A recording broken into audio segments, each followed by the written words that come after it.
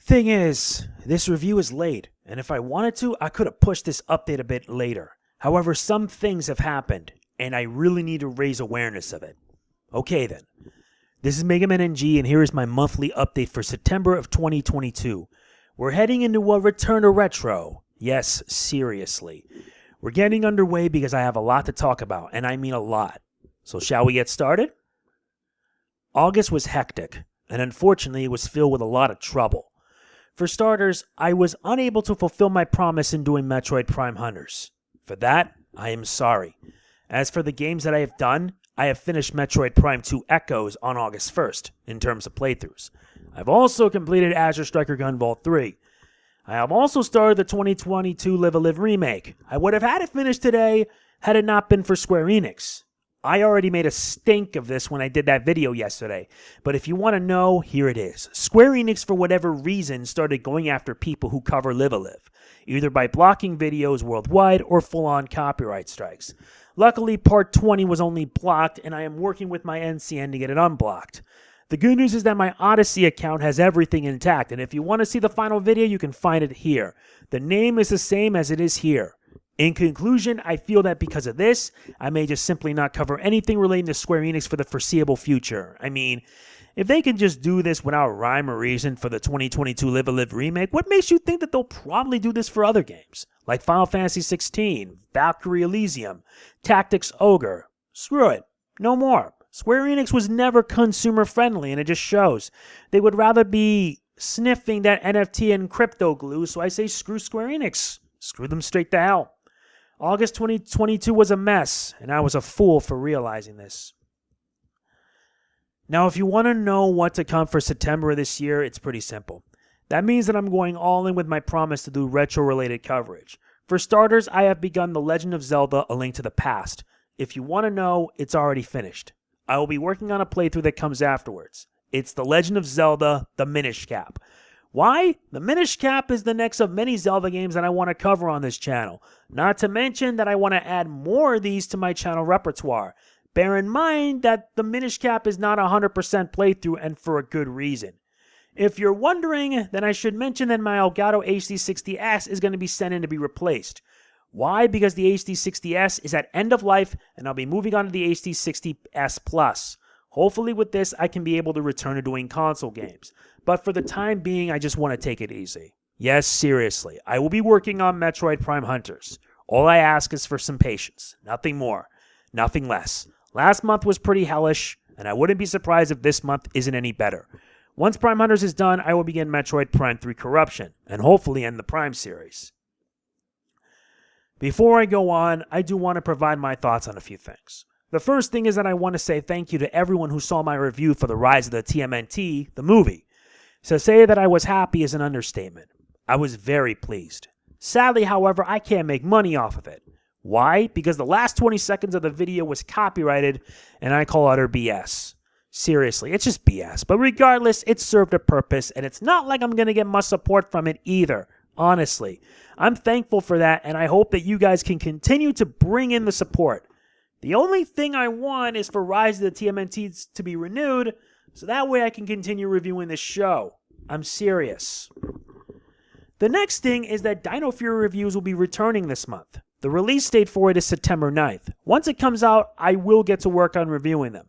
Bear in mind that I can only do one episode of review at a time. The only thing that I ask for is patience. That's it. Stuff like this takes time, and I hope you guys can understand that.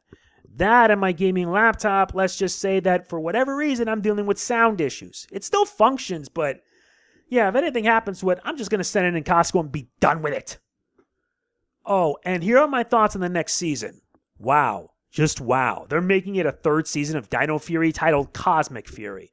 The big question is, what will they adapt? Q-Ranger or Kira Major?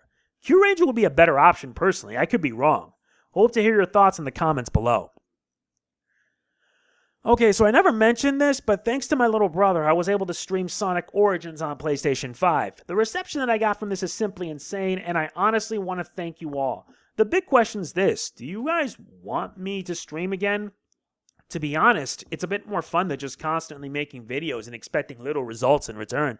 I haven't decided if I should return to it, but if I do, I want to actually focus on games I've already done. Believe me. Or rather, games I have already. There's so much to do in so little time. It's going to be quite nuts, I tell you. Oh, and come October 3rd, I will be streaming Overwatch. Why? Because it's the last day of the old Overwatch before the release of Overwatch 2.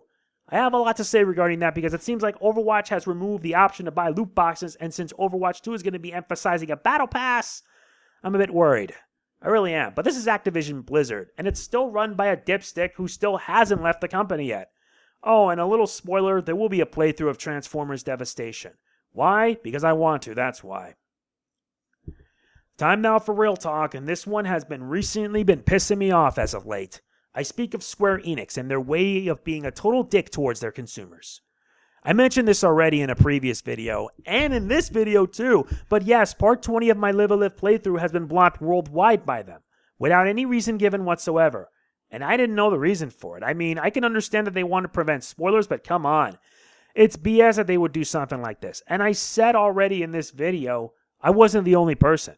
Everyone who covered this game was affected. It doesn't matter how big or small. Square-Enix did it, and they probably had a reason for it. Whatever the case, all this does was sour me out of what they're doing. Square-Enix is a company that I have a love-hate relationship with. On one hand, I enjoy their games. I've covered many of them. I really did. I really covered many of their games, and much of my channel's video library was devoted to them, whether it be Final Fantasy, Chrono Trigger, Dragon Quest, or even Kingdom Hearts. And now that they decided to do this without so much as a reason why, it just made me want to say no more. I can't. I'm going to say it. I probably won't be covering any of their games for the foreseeable future. I will review them, yes, but you will not expect me to cover their games. I can't because companies that go after creators who only wish to show their love and appreciation for a game are those that you shouldn't be investing your time towards. I also feel that this may set a scary precedent.